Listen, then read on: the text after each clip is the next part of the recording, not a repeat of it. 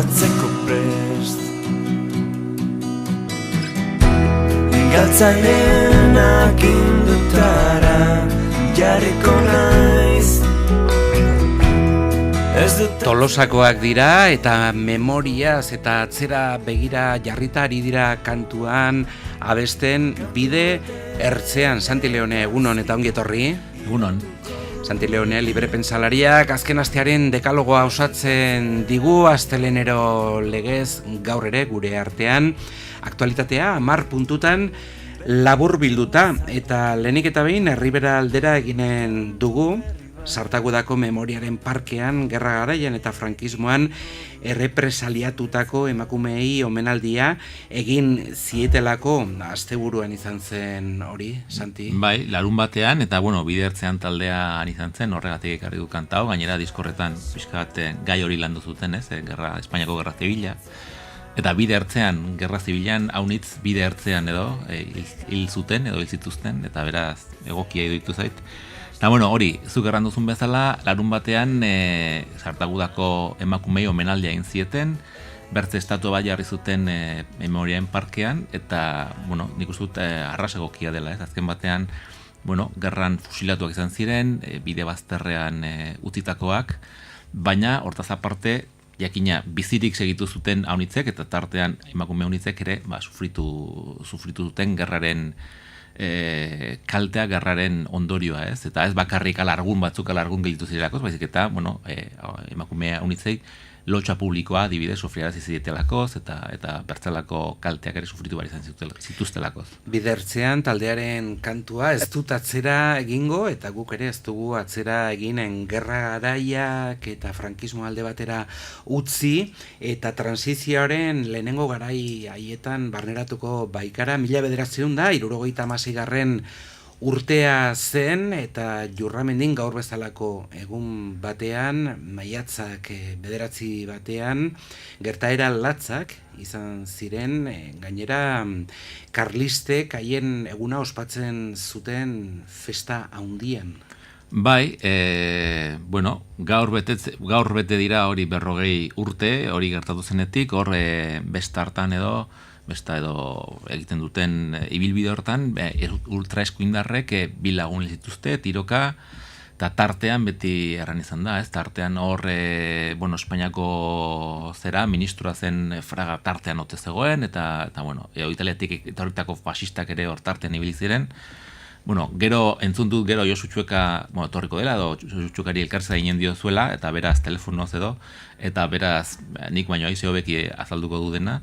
Baina, iruditu zait, gaur bezalako egun batean konbenigarria zela, han gertatu zena, gogoratzea edo gogora ekartzea.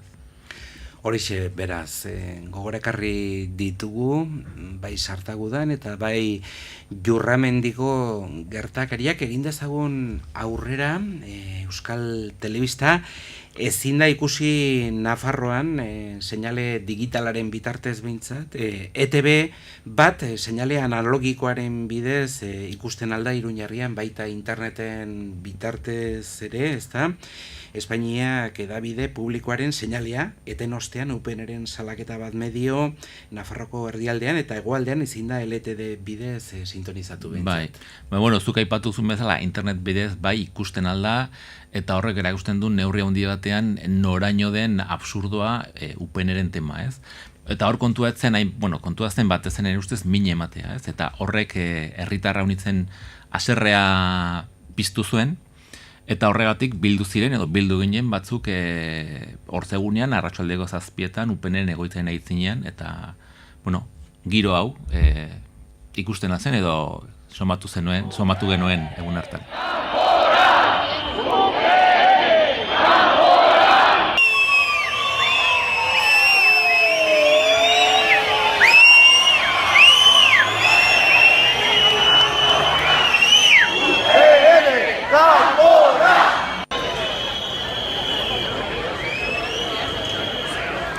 Horra beraz giroa, beroa, eta UPN kanpora, eta ETB aurrera. Bai, bi komentario txiki, ez? Alde batetik, Diario Navarran, bitxia izan zen Diario Navarran lerroburua, jartzen zuen bihartik aurrera, ETB ezin izanen da ikusi Nafarroan, Espainiako Industria Ministerioak hala aginduta eta UPNren arrastorik ez lerro buruan. Beraz, pixka bat saiatu dira UPN bigarren plano batean uzten eta erakusteko erantzukizuna azken batean Espainiako Industria Ministerioarena dela, ez? Eta nahiko esanguratsu izan da jarrera hori Diana Barraen partetik, ez?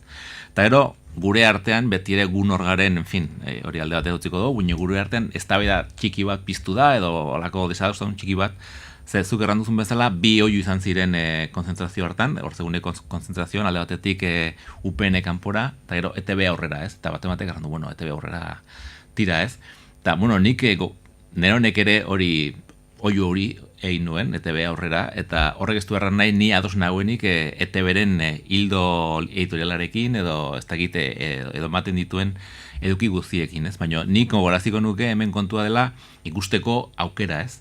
Eta gero ja, ETB ona den, txarra den, nolakoa den ematen duen informazioa, nolakoa den ematen diren hor saioak ez, hori bertze kontu bat da. Baina hortaz eztabaidatu alizateko, lehenbiziko baldintza da, ikusi alizatea, ez? Eta hori aldarrekatzen nahi ginen, hortzegunean, edo hortzegunean han bildu ginenak, eta oiu hori egin genuenak, ez? Eta, bueno, ez ginen, ETB hau defendatzen ari, bezik eta ETB, hau da, dugun telebista nazional bakarra ikusteko aukera defendatzen nahi ginen, ez?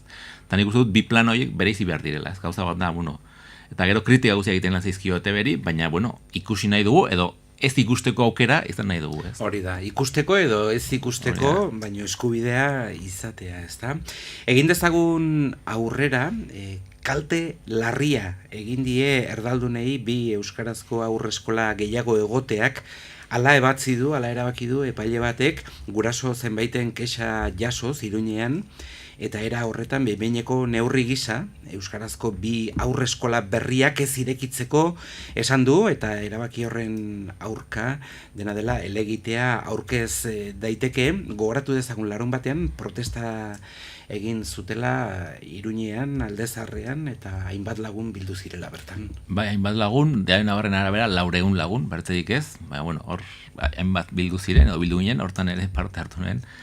Eta, bueno, nik uste dut kritika egin zaio udalari, edo batzuek kritika egin diote, behar bada gauzak behar bezala egin ez ditulako, ez dakit, baina nik ikusten du saiatu dela, bueno, eskola horietan ziren guraso ardaldunei aukera ematen bertze eskola hor segitzeko, nahi izan ez gero, euskaraz ikasi barko lukete, baina hor segitzeko, edo bertzenaz, alik eta hurbilen zegoen bertze eskola batera joateko, eta beraz, aldortatik, kalte hori, familia hori egin zaien kaltea alik eta txikiena izan dadin saiatu da Iruñeko udala, eta nik uste dut alde horretatik gauzak onge egin dituztela, eta egia da, bazela Iruñean desoreka handi batean erdarazko eta euskarazko eskaintzen artean, eta eskaintza hori orekatzen saiatu dela udala, ez? Oraindik 17 eskola ditu, 17 aurre eskola ditu Iruñean, eta 17etaik momentuz 4 dira, edo 4 izanen zirateken euskarazkoak bi hauek azkenean aurrera aterako balira, ez?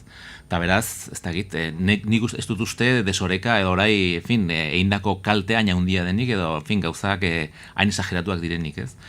Kontua da, alde batetik badela alako kanpaina bat erakusteko Diana Barren partetik, eta UPN-en inguruko haunitzen partetik erakusteko orai gobernu berriarekin, eta udal berri honekin erdaldunak jazarriak daudela, hemen Nafarroan eta Iruñean, eta hori ez da egia.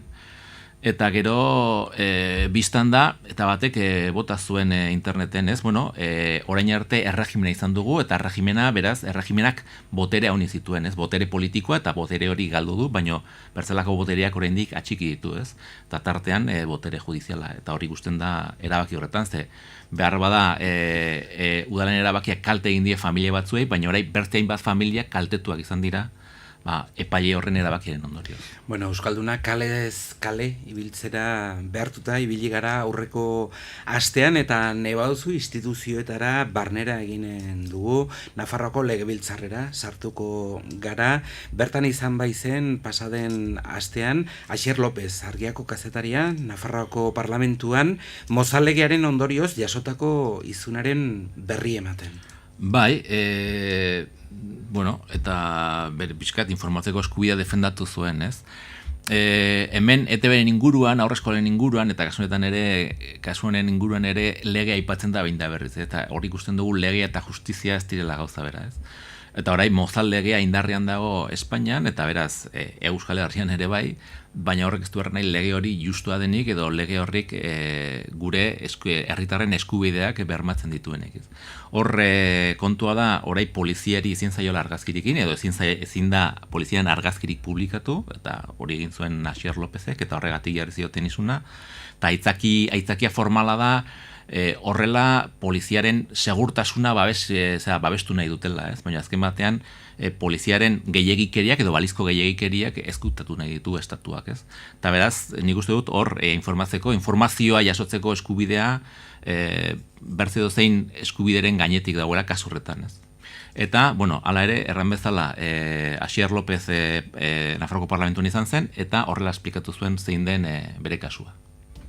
Gaur aukera eman digute batzordean parte hartzeko, eta berriz ere azken hilabete eta pikoan izuna jaso genuenetik egiten ari garena berriz egiteko, alegia izun lege honek duen alderik gaiztoena da beldurra, eta beldurrari aurre egiteko erarik onena da salaketa kolektiboa eta erantzun kolektiboa ematea. Eta, por supuesto, horren barruan ere sartzen da, maila politikoan eman beharreko babesa eta atxikimendua edo kontrakotasuna, Mozal-legearen aurka, hain zabala den kontrakotasun hori, publikoki adieraztea. Eta gaur, batzordean hala aurkeztu dugu gure kasua eta Mozal-legearen inguruko gure irakurketa, eta egia esan, aho batez babesa eta eskaini digute.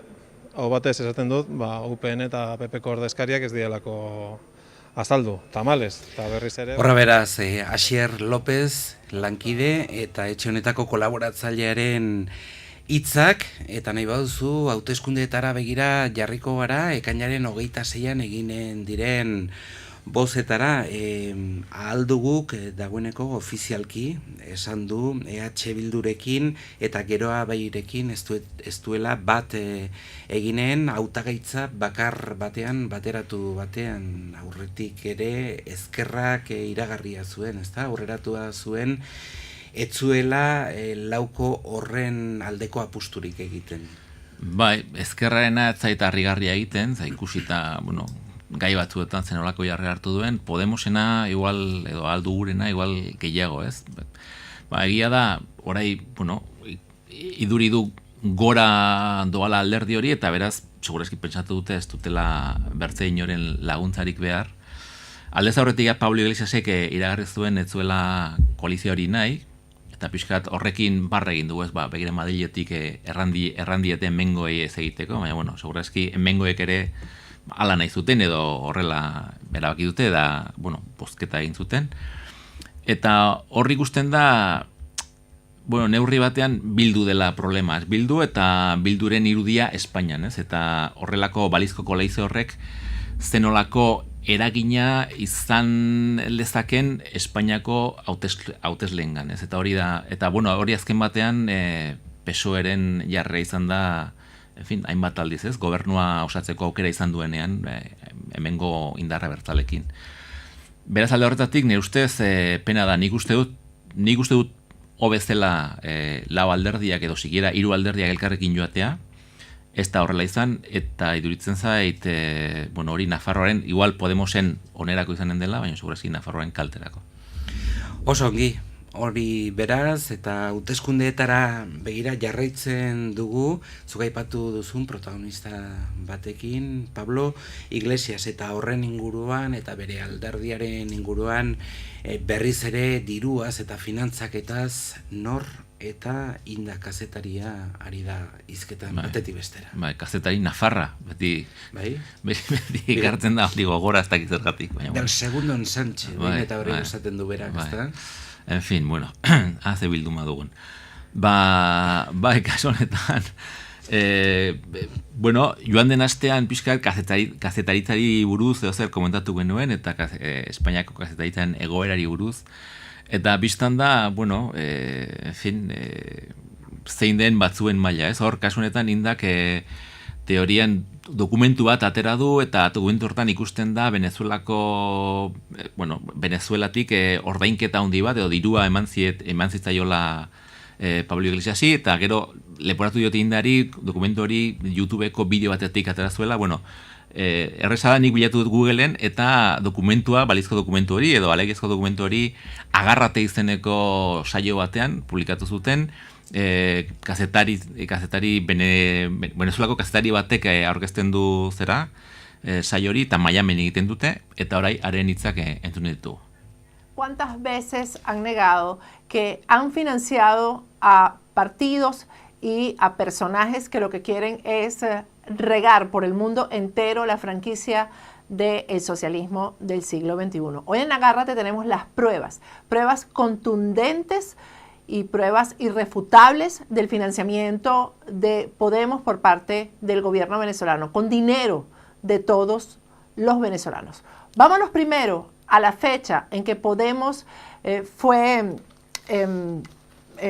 comenzó en España, la fecha en que tienen ellos del comienzo de sus funciones. Ahí tenemos en pantalla, que fue el 17 de enero. Horra beraz, Venezuelako iturrien hitzak egin dezagun aurrera eta Liga Puri-Purian, Real Madriden eta Barcelonaren artean hurrengo jardunaldian erabakiko da nor izango den txapeldun eta badakizu gero amaitu eta gero partiduak esaten dituztela, egiten dituztela hainbat hitz eta adierazpen jokalariek. Atzo bertan Kiko Casilla entzun genuen. Bai, nekin existitzen zenik Casilla. Casilla. Ez Casillas. Singularrean ez Casillas, vale. Bueno, naiz futbol zalea, baina tarteka, Espainiako hizkuntza regionalekin problemak izaten dira, duela hilabete batzuk edo urte bat izan zen. Eibarko entrenatzailearekin izan zen olako antzeko zerbait, gatazka txiki bat Kadizen izan zen. Kanpoan, eta Euskal Telebistako kazetari batekin, ezta? Entrenatzaileari galdera euskaraz egin, eta berak euskaraz erantzun. Eta kazetariak, gainerako kazetariak asarretu ziren, hor gainera bertako arduraduna bikain nahitu zen, eta pixka bat Eibarko entrenatzailea defendatu zuen.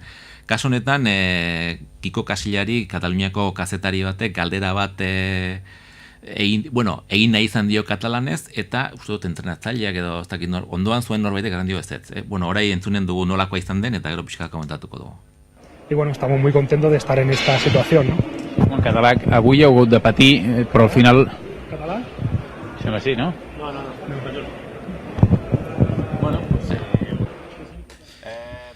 Bueno, horra beraz, español. Neri bitxia egiten zaiz, jokalarien lehenbiziko reakzioa da, baimen askatzea, ez? Azten da kazetaria, eta, abui, eta katalanez, eta jokalariak ondoko ibegitzen dio, eta, katalanez, ongi, eta ez, espainolez. Hori ere bitxia egin zait, ez? Baimena eskatu behar hori. Eta, horrek erakusten du, en fin, noraino dagoen topiko batzuk edo kultura jakin bat noraino dagoen sartua, Espainiako, en fin, edabidetan eta Espainiako giro batzuetan. Baina Casilla honek badaki kataluneraz? Bai, gero hor zera bideo hortan komentatzen dute berez katalana dela eta katalanez badakiela, badaki eta horregatik egin diotek edo hasi da galdera egiten katalanez. Bueno, Atlantikoaren bestaldera begiratuko dugu, Amerikako estatu batuetara, haiek Europarekin batera akordioa ituna lotzen ari baitira, ehuntzen ari baitira, akordio itun komertziala da horien, baina baita akordio politikoa esanen genuke, TTIP akordioa zari gara. Kip. Euskaraz? Euskaraz, ILM ez dakitzer behitu dute, bai. MLNV. MLNV. Eta, atzo el objetiboen aztertu zuten pixka bat zertan den orai akordio hori, edo lortu nahi duten akordio hori, eta zenolako, eta bi alde dira nabarmentzekoak, ez? Batez ere alde batetik, arrun modu sekretuan lantzen edo prestatzen nahi direla, eta hori susmagarria da, berez. Hau da, Europako politikariek berek ez dute eskubiderik kontatzeko zer dakiten horri buruz, antza bada Europako parlamentuan irakurketak gela bat, eta hor sartzen aldira parlamentari batzuk, negoziazioak zertan diren ikusteko, baino sartu baino lehen, edo irakurri baino lehen, konfidentzialtasun agiri bat sinatu behar dute, gero deus ere ez kontatzeko, beraz, hori nahiko susmagarria da, eta gero izan dirala ere filtrazio batzuk, eta badakigu nahiko eragin kaskarrak izanen lituzkela akordionek azkenean lortuko balute, ez? Adibidez, elikagaien inguruko arauak Europan indarrean daudenak batzuk bertan bera utzi beharko genituzke, edo utzi beharko lituzkete gobernuek, estatu batuetako elikagaiak onartzeko, enpresek aukera izanen lukete estatuak denuntziatzeko, salatzeko galerak izanen balituzte, estatu batek hartutako neurrien ondorioz, eta gainera auzi horiek auzitegi pribatu batek erabakiko lituzke. Beraz, neurri batzuk dira, azken batean enpresei eta multinazional handiei mesede eginen dileketenak eta ez herritarrei ez da gobernui ere. Amaitzeko, Senpere aldera joko dugu, atzo bertan, Senpereko lakuak hartu baitzuen iparraldeko euskarazko eskolen festa handia herri urrats, eta egun osorako egitaraua prestatu zuten, ikuskizunak, musika, dantzaldiak eta aurrentzako irrien lagunak ere bertan izan ziren, eta lanbide heziketarako ikastetxe berri bat zabaldu nahi dute, non eta Baionan, hori zen atzoko xede nagusia, ezta? Ez da bertan egoteko aukera izan zenuen? Ez, etxean gelditu nintzen.